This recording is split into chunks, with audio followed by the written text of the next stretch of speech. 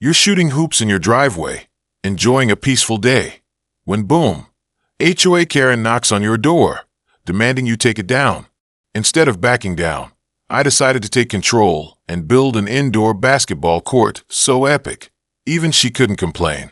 It all started with a basketball hoop, just a regular one, set up in my driveway, where I could shoot some hoops after a long day at work or on weekends. There was nothing special about it. It wasn't an eyesore or a distraction. It was just a hoop for some fun. But little did I know that one simple hoop would lead to the most ridiculous battle of my life. I live in a quiet suburban neighborhood, surrounded by neighbors who, for the most part, mind their own business. But there's always that one person who can't help but poke their nose into everyone else's business. And in my case, that person was Margaret, the HOA enforcer. You know the type, clipboard in hand, always on the lookout for something to complain about, walking the streets as if she owns the neighborhood. At first, I didn't mind her. She would occasionally walk past, jotting down notes about who wasn't mowing their lawn or whose fence was a little too high. She never bothered me, and I certainly never thought my basketball hoop would become the next thing on her list. But one day, I found out how wrong I was. It started like any other afternoon. I was shooting some hoops, trying to beat my personal best, enjoying the sound of the ball bouncing against the pavement. I had my music playing in the background, and everything felt perfect. I was lost in the rhythm, just enjoying the simple things, when I noticed Margaret walking down the street, clipboard in hand. She was heading straight toward my driveway. At first, I didn't think much of it, but then she stopped in front of my house and looked right at me, her eyes narrowing as if she was examining the situation like a hawk spotting its prey. She stood there for a moment, probably waiting for me to notice her, before she finally walked up to my front door. I was still in disbelief. Why was she here? What could she possibly want? But I opened the door anyway, trying to hide my confusion. "Hi, Margaret," I said, trying to sound friendly despite the unease creeping in. "Hello," she replied, her tone stiff. "We need to talk about your basketball hoop." I blinked. "My basketball hoop?" "Sure," I said. "What about it?" She didn't waste any time. "It's a violation of HOA rules. It's an eyesore and it's disrupting the aesthetic of the neighborhood. It needs to be taken down immediately." I stood there, completely stunned. Was she serious? An eyesore? It was just a basketball hoop. I couldn't believe what I was hearing. "Wait, what do you mean?" I asked, trying to make sense of it. "It's just a hoop in my driveway. It's not bothering anyone." Margaret, however, wasn't having it. "It's not about whether it's bothering anyone," she snapped. "The HOA guidelines are very clear. You can't just have something like this in your front yard. It's against the rules, and you need to get rid of it." I couldn't believe it. This was insane. I wasn't breaking any laws. I wasn't causing any problems. I had the hoop set up in a space where no one was bothered by it. And yet Margaret was standing there, insisting that I needed to take it down. "I'm not taking it down," I said firmly. "It's fine the way it is, and no one has ever complained about it." She gave me a disapproving look.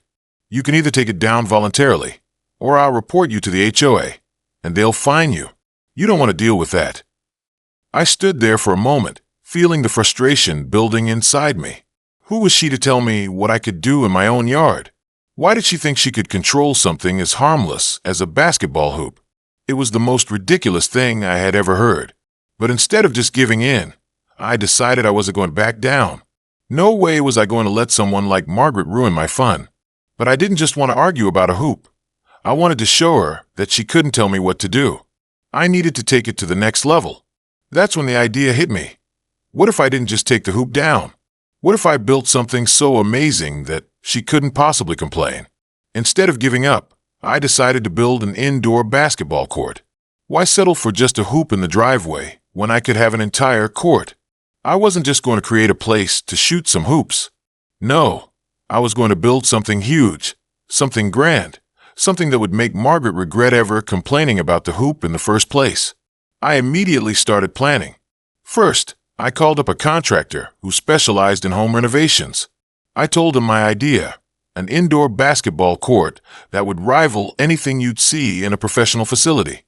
It was going to be top-notch, complete with hardwood floors, professional-grade hoops, and plenty of space for me and anyone else who wanted to join in on the fun. The contractor was intrigued by the idea and said it was definitely possible. I was going to transform my garage into a full-on basketball haven.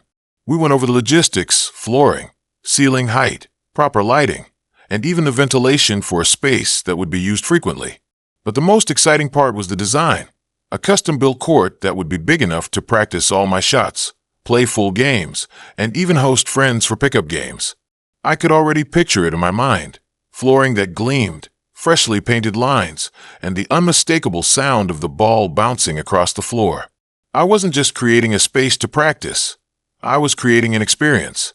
The contractors got to work, and I was there every step of the way, making sure it would be exactly how I imagined it. I didn't stop at just the court itself. I wanted the whole space to feel like a professional gym. I installed a scoreboard for fun competitions, set up a sound system to play music while I played, and even put in a recliner and minibar for when friends came over to relax between games. It wasn't just a court. It was going to be the ultimate sports hangout. While the construction was going on, I couldn't help but think about Margaret. What would she say when she saw this? How would she feel knowing that she tried to stop me from having fun, only for me to go even bigger, creating something so grand that no one could complain? As the construction continued, I realized this wasn't just about a basketball court. It was about taking control of my space and defying someone who thought they could dictate what I could do with my own property. This was about proving that no one, especially not Margaret or the HOA, could take away my ability to enjoy my life. When the court was finally finished, it looked incredible. The hardwood floors gleamed under the lights, the hoops were professionally installed, and the space was perfect for shooting, playing, or just hanging out with friends. It was more than I had ever imagined. Everything from the layout to the finishing touches was exactly what I had hoped for. I couldn't wait to invite everyone over, especially Margaret. I knew I had to do something epic. I wasn't going to just show off the court. I was going to host a grand opening. I sent out invitations to everyone in the neighborhood, Margaret included, for a casual get-together to check out the new indoor basketball court. I figured she might show up to see it for herself, and I couldn't wait for her to see what I had created. The big day arrived, and everything was set. The court was glowing under the lights, the music was playing, and everything was in place for the perfect event. Neighbors arrived, curious to see what all the fuss was about. People's eyes widened as they stepped into the space, some even taking a few shots to see how the ball bounced. It was clear that no one had ever seen something like this in the neighborhood before. The atmosphere was exciting, and everyone was impressed by the scale and quality of the court. And then, there she was, Margaret. She showed up with that clipboard in hand, just like always. I could see her trying to hide her shock as she looked around, taking in the court and the setup. She tried to keep a straight face, but I could tell she was struggling. I walked over to her with a smile. "Hey, Margaret, glad you could make it." She looked at me, clearly caught off guard by what she was seeing. "I didn't expect all this," she said, her voice betraying her disbelief. "This is a bit much for a simple basketball hoop, don't you think?" I smiled, knowing exactly what to say. "You told me to remove my hoop, Margaret, so I figure I might as well go all in and build something everyone could enjoy." She stood there in silence for a moment, trying to come up with something to say, but I could see the frustration in her eyes. She had underestimated me.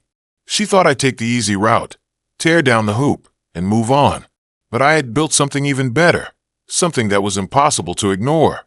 "Well, it's impressive, I guess," she muttered, clearly still trying to process it. "But the HOA is going to hear about this." I just chuckled. "Go ahead, Margaret. I'm confident everything's up to code. This isn't just a hoop, it's a dedicated basketball court. And trust me, everyone's loving it. I think the HOA will see it as a great addition to the neighborhood."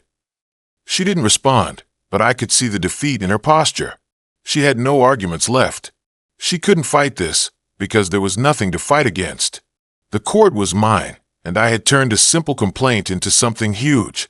As the night went on, people laughed, played, and took turns shooting around on the court. The energy was palpable, and I couldn't help but feel a sense of satisfaction. This wasn't just about a basketball court. It was about taking control and making sure no one could ever take away my fun again.